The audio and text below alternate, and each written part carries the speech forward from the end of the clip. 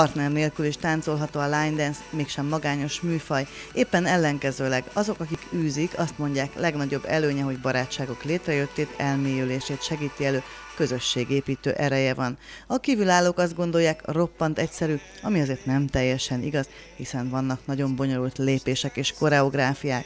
A Csámpai Country Road Club emellett a műfaj mellett kötelezte el magát 2007 elején, elsők között az országban. Egy baráti társaságból jött létre, együtt lovagoltunk, és eredetileg néptáncot kezdtem el tanítani, de aztán mivel egy szilveszterkor előadtuk, és azt mondták a fiúk, hogy ha countryt táncolnánk, ők is jöhetnek, ezért kutatómunkát végeztünk, és így találtunk rá egy pesti csoportra, akik segítettek nekünk megtanulni a táncokat. A klubban több generáció táncol együtt, vannak tagok, akik gyerekként csatlakoztak, és nem engedtek semmilyen csábításnak, kitartottak az együttes mellett. Kezdetek óta táncolok a tánccsoporttal, főként amikor ugye elkezdtünk lovagolni, akkor kezdtünk el western stílusban táncolni is.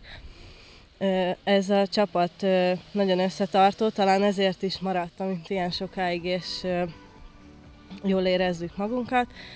Édesanyám a tánctanár és a vezető, így hát próbálok neki segíteni, amiben tudok. Hanol Kitti is alapító tag, őt a tánc szeretete mellett a lokálpatriotizmus is motiválja. Nagyon szeretek táncolni, már kiskorom óta más csoportokkal is együtt jártam, de most ezzel úgy gondolom, hogy Csámpa hírnevét öregbíthetem.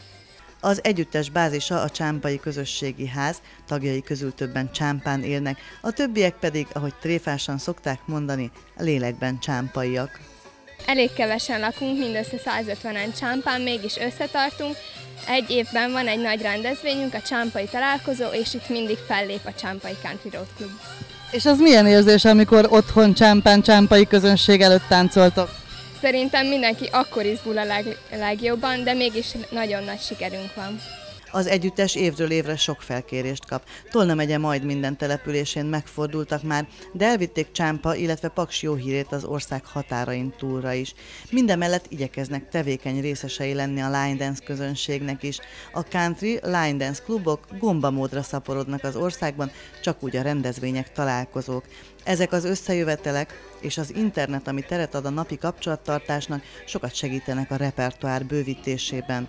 A csoport vezetője maga is készít koreográfiákat, mivel előzőleg 11 éven át a Tűzvirág táncegyüttesben táncolt, majd 10 évig a Bézi Sándor vezette Örök ifjak táncegyüttesben, nem szakított teljesen a magyar zenével és tánccal. Fontosnak tartom, hogy magyar zenére is táncoljunk, ezért mikor meghallottam a Zoránnak a kólóját, akkor egyből elkezdtem gondolkodni a táncon, és a Csámpai falunapra összeállítottunk 2 magyar számból egy nagyon szép táncot.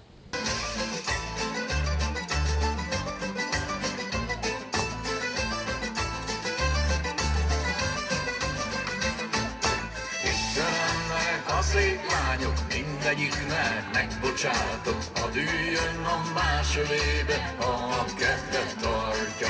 Ezt az összeállítást, illetve a Csámpai Country Road Klubot az elmúlt hosszú hétvégén sok száz ember láthatta több helyszínen is.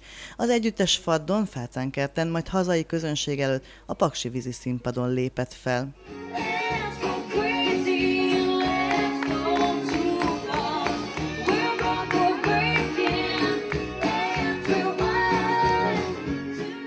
A line dance vonaltáncot jelent, összefonódott a neve a country muzsikával, bár nem csak erre a zenére táncolják. Közösséget épít, kellemes élményeket ad, mondják a Csámpai Country Road Club tagjai, és én ezt alátámaszthatom, hiszen alapító tagja vagyok az együttesnek, és ezekből az élményekből én is részesedtem az elmúlt 6 év során.